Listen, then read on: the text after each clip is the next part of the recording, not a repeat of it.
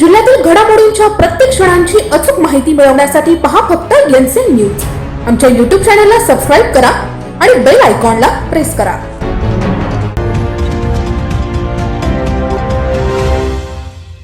पिंपळगाव खांब येथील शेतकरी राष्ट्रवादी काँग्रेसचे देवळाली विधानसभा अध्यक्ष सोमनाथ बोराडे यांनी पिंपळगाव खांब येथे बैलपोळा साजरा केला। यावेळी बैलांची आकर्षक सजावट करण्यात आली होती।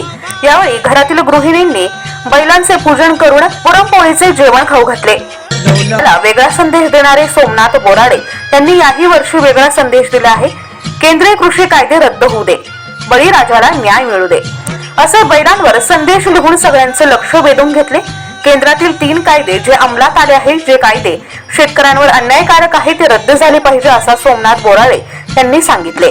सदर हे कायदे शेतकऱ्यांवर अन्याय करणारे आहेत। या कायद्यानुसार जर शेतीमालाला भाव मिळाला तर व्यापाऱ्यांचा फायदा होणार आहे आणि भाव नाही मिळाला तर शेतकऱ्यांचे नुकसान होणार आहे। मोठे भांडवलदार पैसे कमावणार आहेत आणि शेतकरी या शेतीमध्ये गडी म्हणून राहणार आहे। असे हे कायदे सन्माननीय देशाचे पंतप्रधान नरेंद्र मोदी साहेब यांनी त्वरित रद्द करावे अशी मागणी देवळाली विधानसभा अध्यक्ष सोमनाथ बोराडे यांनी बैलपोळ्याचे औचित्य साधून बैलपोळ्याच्या माध्यमातून केंद्राकडे मागणी केली आहे। पैशावाले लोक, व्यापारी लोक हे शेतीवर राज्य करतील आणि शेतकरी जो आहे हा शेतकरी त्यांच्याच मालकीच्या शेतीमध्ये मोलमजुरी म्हणून नोकर म्हणून काम करेल। आणि जर शेतीवरील कायदा जो तुम्ही आणलेला, ह्या कायद्याच्या माध्यमातून जर शेतीला भाव मिळाला, उत्पन्न वाढलं तर तो व्यापाऱ्याचा फायदा होईल आणि जर भाव घसरला तो व्यापाऱ्याचं नुकसान न होता शेतकऱ्याचं नुकसान होईल। म्हणून मी आज या बैलपोळ्याच्या निमित्तानं या बैलावरील झालर घालून केंद्रातील कृषी कायदे रद्द करा,